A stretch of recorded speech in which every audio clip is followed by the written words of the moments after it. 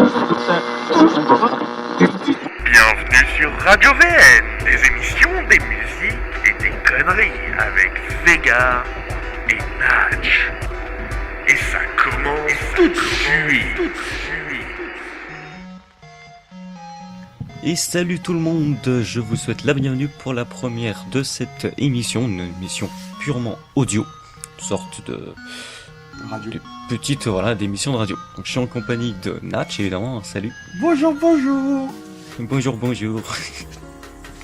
J'adore toujours ton entrée. Ça me fait plaisir. Eh ben ça me fait plaisir aussi mon ami. Nous sommes heureux, c'est parfait. Ouais. La joie et la bonne humeur et les licornes et les arcs-en-ciel. Alors du coup, pour le premier épisode, on va présenter chacun nos 5 jeux préférés. Bon, évidemment, c'est pas très... Comment qu'on dit ? Objectif ?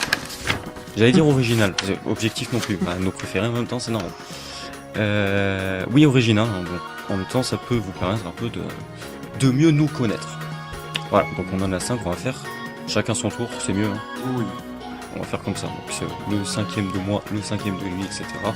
Jusqu'au panthéon du jeu vidéo. Ils font tous partie du panthéon, mais bon. Il a fallu faire un choix.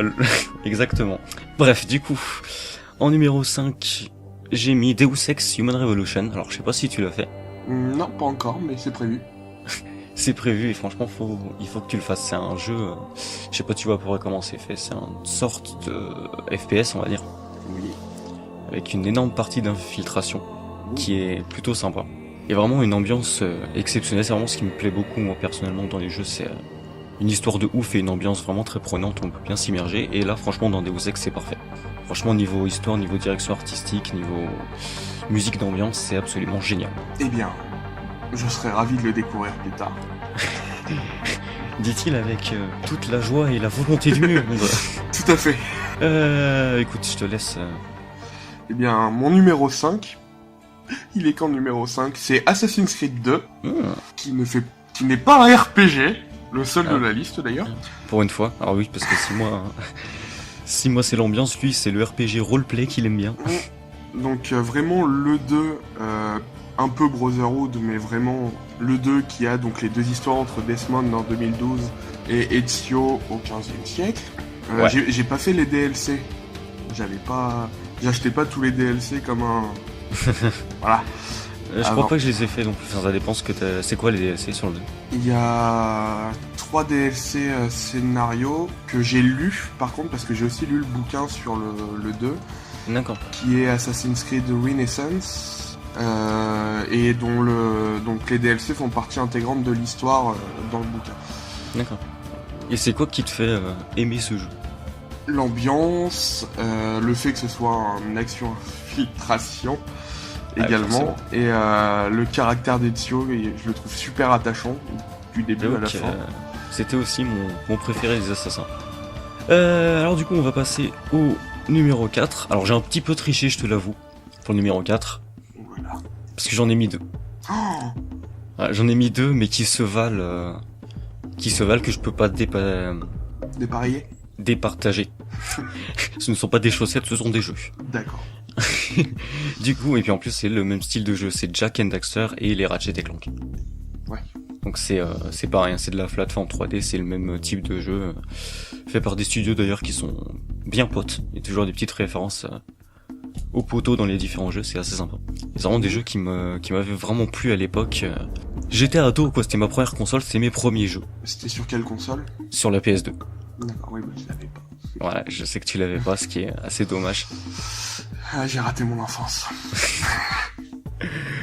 Tu as un petit peu raté ton enfance, oui. Un peu comme ceux qui ont eu la Xbox. Je plaisante. On l'a eu tous les deux, alors. Non, on a eu la 3.6.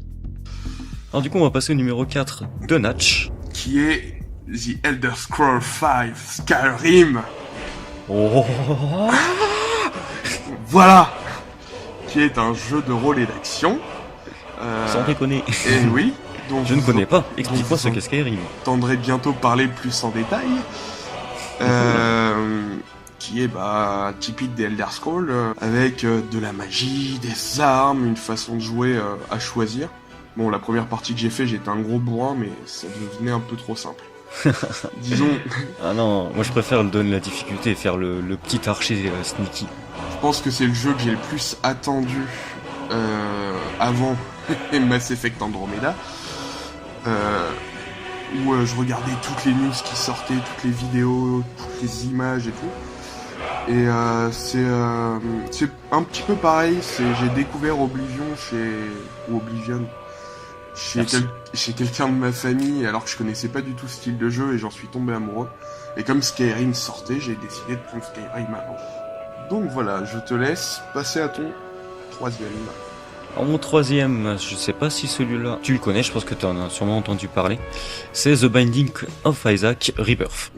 Ça me dit quelque chose en effet. Alors c'est un jeu, c'est un roguelike. Je sais pas si tu vois à peu près ce que c'est les roguelikes. Pas du tout. C'est des jeux, ça va être dans une sorte de labyrinthe et qui sont toujours générés aléatoirement en fait. Donc à chaque fois que tu lances une nouvelle partie, c'est jamais la même. D'accord. Et c'est par niveau, ça avait été développé à l'époque il y a assez longtemps, le premier Isaac, par le mec qui avait fait Super Meat Boy. Ça je pense que tu connais aussi. Ouais. Ah, c'était le même mec et c'est vraiment un univers assez ultra glauque que je trouve absolument fascinant. Vraiment, tu joues un petit garçon qui est envoyé tu ne sais pas trop où, dans les limbes, dans l'enfer, parce que sa mère elle essaie de le buter et au final tu finis le niveau dans l'utérus de ta mère pour buter ta propre mère. Et ensuite tu vas en enfer pour buter Satan. Enfin c'est un bordel son nom. Tes armes c'était l'arme. C'est très bizarre. Mais c'est super addictif. D'accord. Au niveau des donjons, c'est un petit peu comme Pokémon Donjon Mystère en fait. C'est à peu près le même... oui c'est un petit peu... c'est à peu près le même principe. Un petit peu plus glauque. Un petit peu beaucoup plus glauque, oui. Mais sinon c'est exactement le même principe.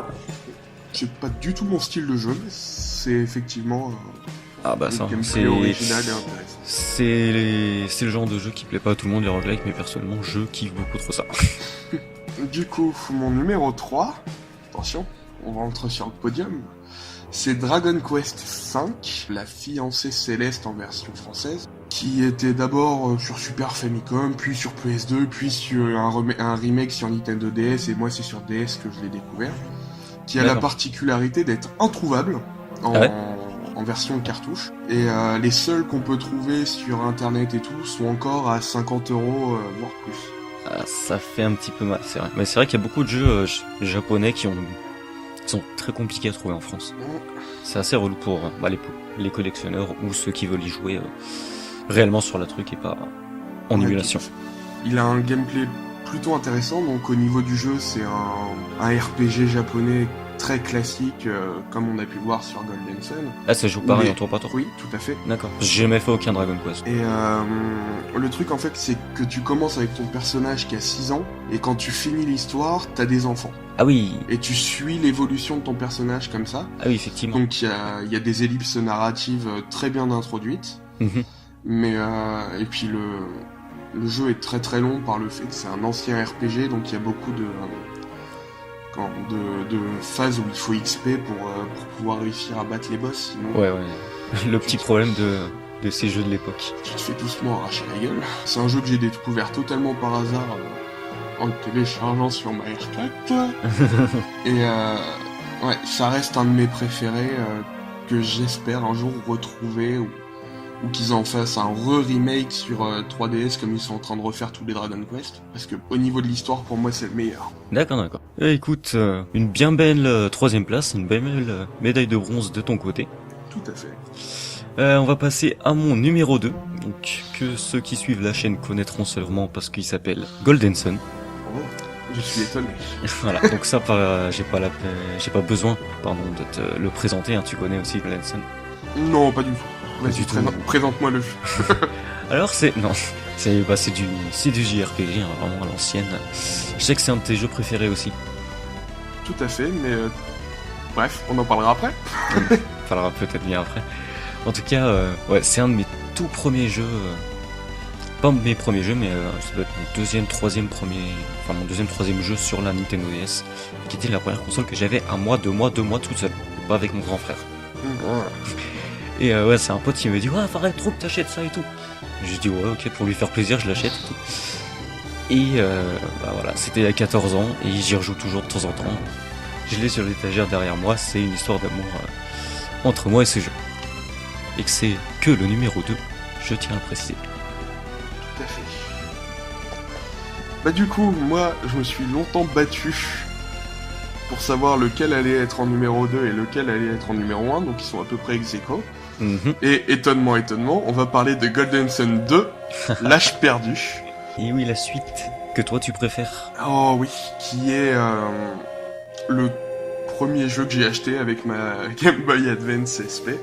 Comme quoi, les premiers jeux qu'on achète sont souvent... Ils sont souvent assez importants dans notre histoire. Tout à fait. Et en fait, je l'ai connu parce que j'avais acheté la Solus de Pokémon Or, je crois, dans les bouquins à l'époque. Ouais. Et que dedans, en première partie, il y avait la Solus de Golden Sun 1, que j'ai lu en entier, alors que j'avais pas le jeu. Ok. Et ça m'avait beaucoup intéressé, et j'avais une grande cousine qui avait le 2, et j'avais testé chez elle. Et du coup, quand j'ai acheté 2 mois à moi tout seul la Game Boy Advance SP, c'est le premier jeu que j'ai joué, et j'avoue qu'il est encore... il doit être là, à côté. Est-ce que tu as quelque chose à rajouter? Je trouve que Pavel est plus intéressant que... que Vlad. Ça me fait mal de le dire parce que je préfère largement le 1, mais c'est parce que c'est celui que j'ai fait en étant enfant. C'est pas forcément faux. Bah disons que Vlad a une haine de justicier et Pavel plus... Il est plus sombre. Ouais, il est dicté par un objectif et pas par sa bonté d'âme, et ça c'est super cool. C'est vrai, c'est vrai. Après, Vlad est un petit peu mené par un désir de vengeance. Aussi. Puisque son père est mort dans l'accident. Il a des raisons plus que le fait d'être gentil. Il y a aussi la vengeance de la mort de son père. Après, j'avoue que si on oublie notre guerre ancestrale de nous deux entre Pavel et Vlad, je préfère les 3 compagnons du 1 plutôt que le 2. Même moi si j'aime beaucoup Lina, mais j'avoue que c'est Gareth... vrai que... Gareth, Ivan, Sophia... Ouais. On est d'accord. Alors du coup, on va passer à la première place du podium de mon côté. Un jeu qui est pas le préféré de tout le monde, c'est un jeu d'une saga. Il s'appelle Zelda Twilight Princess. Voilà. Il est génial. Il est génial, on est d'accord. Mais il y a beaucoup de gens qui le considèrent comme un des plus mauvais. Je sais pas pourquoi. Sans déconner, il y a... Parce que les gens râlent. Les gens râlent. Bon, ouais, non, mais quand on cite les meilleurs Zelda récents, il y a toujours Skyward Sword, le deuxième de la Wii qui sort. Je l'ai pas fait. Moi non plus. Les récents, j'en ai pas fait beaucoup. Et jamais on parle de celui-là qui est sur GameCube et sur Wii. Je sais pas pourquoi. Je le trouve absolument génial. L'ambiance, elle est super sombre et c'est bizarrement ce qui me plaît beaucoup dans les Zelda. Mon 2D préféré, c'est Link to the Past. Là par contre, c'est pas original du tout, mais bon, c'est le cas. Voilà, je préfère les Zelda sombres. Et là, sinon après ça, le gameplay, je le trouvais vachement bien. Il faisait penser à celui de Ocarina of Time. Franchement, c'était pareil, mais avec une génération supérieure, des techniques un peu mieux.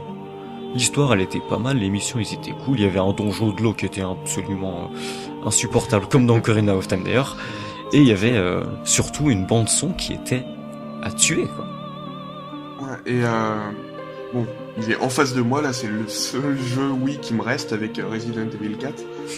Et j'avoue que dans tout l'univers, enfin dans tous les jeux Zelda que j'ai fait, et j'en ai fait pas mal dans ma jeunesse, je suis pas très vieux mais bon, Midona, que vous voyez là, tiens, démerde-toi pour le montage, est un de mes personnages préférés de l'univers de The Legend of Zelda. C'est vrai que c'est un personnage extrêmement intéressant, j'ai trouvé. Et très attachant. Attachant, beaucoup plus que peut l'être de cette princesse Zelda. La petite... Non, je parlais de la fée, Navi. Oui. Oh. Voilà. Hey, listen. Non, là, il y avait quand même un peu plus... un personnage un peu plus développé qu'une petite fée. Voilà pour ce côté, je te laisse. Oui, c'est à mon tour de tricher. Ah. Parce que c'est pas un jeu en particulier, mais c'est les franchises de BioWare, comme l'a indiqué le premier épisode de mon émission. Donc que ce soit Mass Effect 1, 2 et 3, les 3 Dragon Age, même si les 2 derniers ont suscité beaucoup de critiques, et aussi le MMO Star Wars The Old Republic, que je trouve super intéressant. Donc, d'accord, quand tu dis que tu triches vraiment en fait. Ah oui, non mais moi je triche comme un gros pas. Y a pas de problème.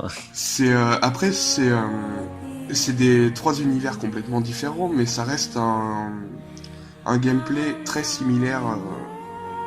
Donc d'un côté on a donc Mass Effect avec du tir, alors que Dragon Age va plus être l'épée, la magie ou voleur, pardon. Ouais, on n'est pas du tout sur les mêmes univers. On en a un d'Heroic Fantasy et un Space Opera, c'est pas forcément pareil. C'est ça, et j'aime beaucoup le MMO dans le sens où c'est le premier qui considère vraiment le personnage comme un personnage de RPG classique. Ouais. Avec toute l'histoire qui tourne autour de lui, beaucoup de cinématiques avec la voix du personnage. Bon, je suis un joueur très sociable et j'ai jamais joué avec quelqu'un sur aucun des MMO. Et le jeu est entièrement finissable tout seul, avec le même concept de personnage romançable. J'aime beaucoup ce mot. Et ouais, du coup, c'est que ce soit Dragon Age 2 qui a été détesté alors que j'y ai joué avec beaucoup de plaisir, ou Dragon Age 3 qui avait quelques défauts, surtout un univers assez grand et très vide, et une deuxième partie de scénario qui est très décevante apparemment. Moi j'attends le 4 avec énormément d'impatience, et bien sûr, Mass Effect Andromeda, je t'attends, viens. Donc, je vous assure qu'il est en train de devenir complètement taré depuis 1 ou 2 semaines, il en peut plus, et il a encore plusieurs mois à attendre. Ça fait 6 mois que je suis fou. Voilà, donc il va... Cet été, j'ai eu une période où je regardais tout sur internet et tout. Ah, je veux le jeu, et là, plus on s'approche... J'espère pour toi que tu ne seras pas déçu comme certains le sont quand ils attendent un petit peu trop certains jeux. C'est vrai. Je parle pas de mon expérience avec No Man's Sky, ça ira comme ça. Bon, en tout cas, du coup, on retiendra que tu aimes les jeux BioWare, hein, oh, oui. Avec quand même apparemment une petite touche de préférence sur The Old Republic. C'est vrai qu'il y a un jeu qui est pas très souvent... Enfin, dont on parle pas souvent. Non. J'aime beaucoup l'univers de Star Wars aussi, donc... Oui, forcément, ça aide. Bon, en tout cas, merci à tous d'avoir suivi cette émission, j'espère que ça vous aura plu. Si ça vous a plu d'ailleurs, vous pouvez évidemment mettre un petit pouce bleu sur la vidéo, la commenter pour pourquoi pas quelques suggestions de prochains thèmes d'émissions. Et n'hésitez pas à regarder les émissions de Natch et de moi-même si jamais vous les avez pas encore vues. Et puis de vous abonner si la chaîne vous plaît. Je vous souhaite une excellente soirée à tous. Et bye bye Natch, toi aussi. Tu me coupes mais on a l'habitude, ça va? C'est vrai. Allez, ciao. Ciao.